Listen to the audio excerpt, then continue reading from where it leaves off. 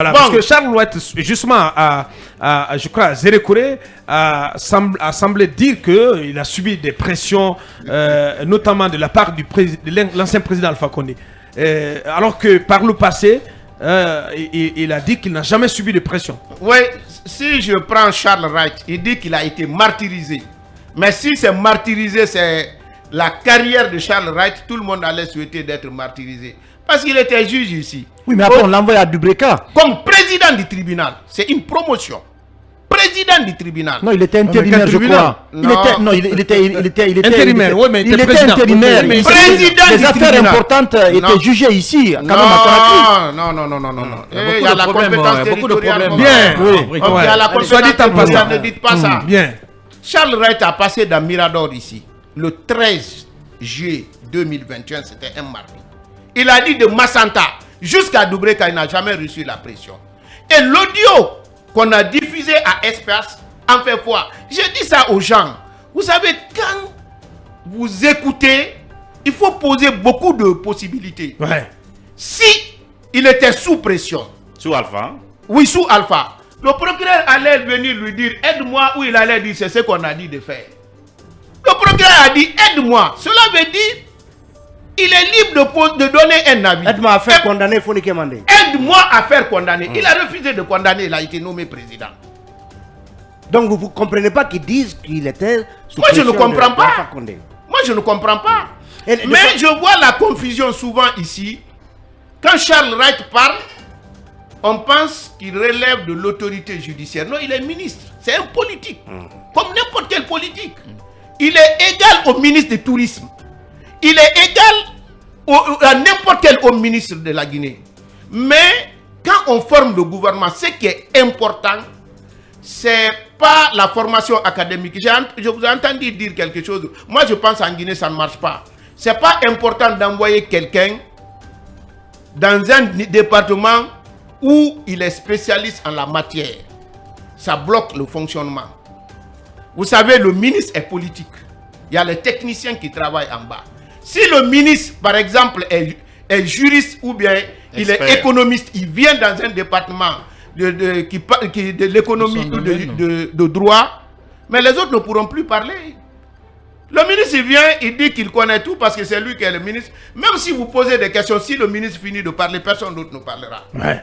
C'est pourquoi le ministre c'est le management. C'est pas parce qu'il connaît. J'ai écouté dans leur émission où ils disent je ne prends pas de décision chez le président ou chez le premier ministre. Non, le ministre n'a pas de décision. C'est le magistrat qui dit ça. Le ministre, il n'a aucune décision. Dans ton département, ce que tu fais, ce n'est pas toi qui décides. Ouais. C'est pourquoi il y a le conseil.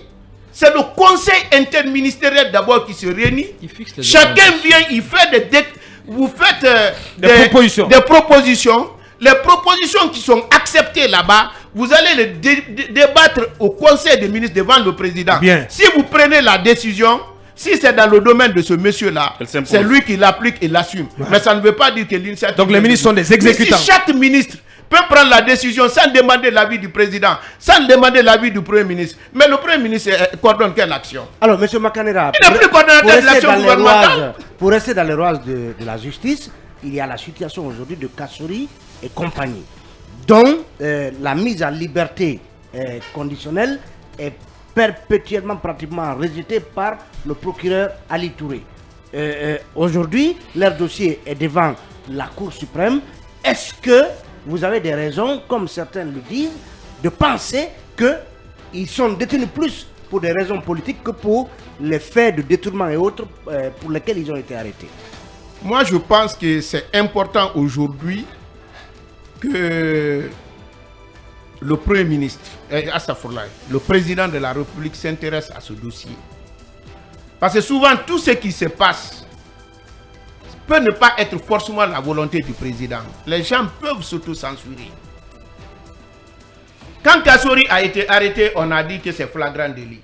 Donc, 24 heures, il devait être présenté et il devait être jugé. On va vers 1 an, il n'est pas jugé. C'est pourquoi quand moi, j'ai la seule fois que j'ai eu l'occasion... il y a eu une réorientation de l'affaire. Mais mon frère, vous savez, honnêtement parlant, réorientation de l'affaire devait produire ses effets.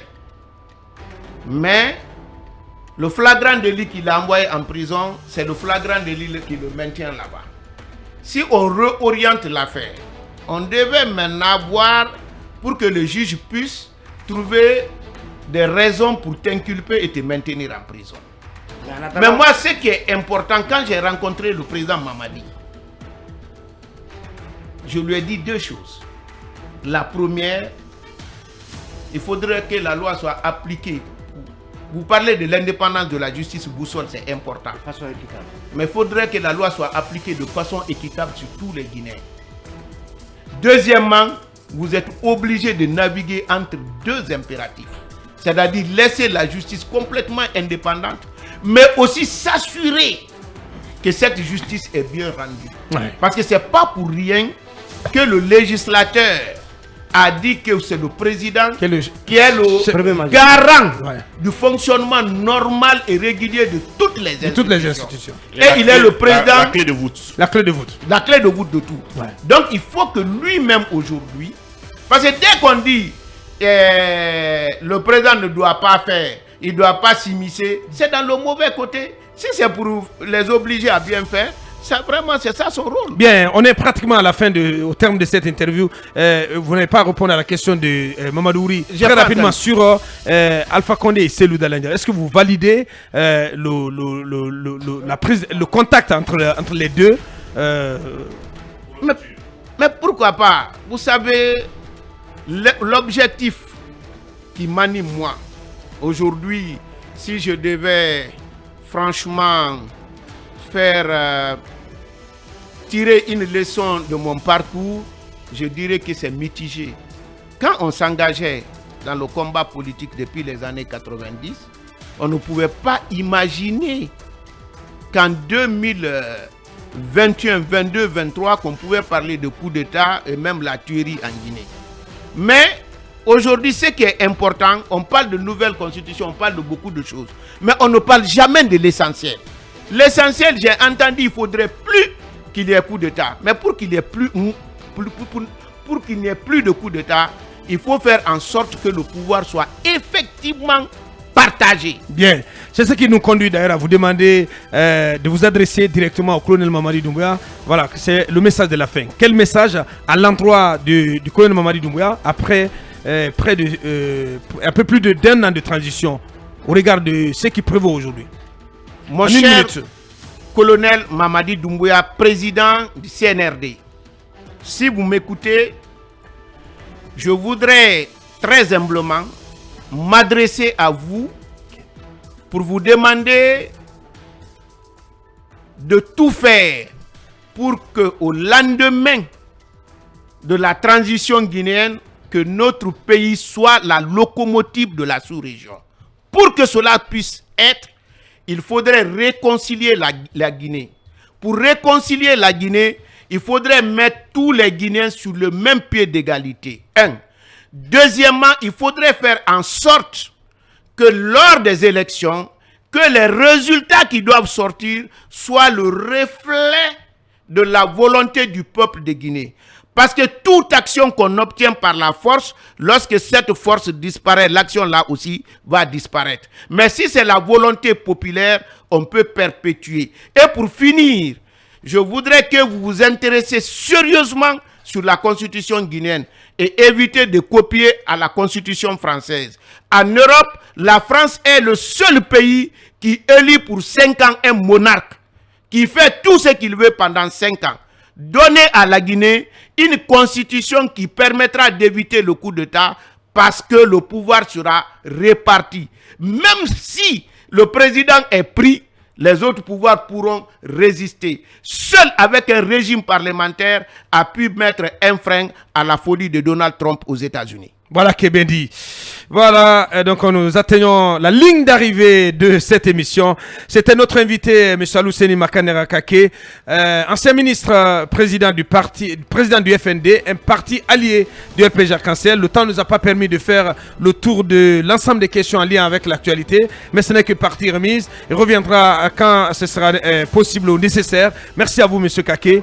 Merci pour votre disponibilité habituelle. Grand merci à tous les 6. Merci à l'équipe technique pilotée par Ibrahim Baben Diallo, Khalil Lawada et tout son staff, Ibrahim Silla. Merci de nous avoir suivis aux 4 coins du monde.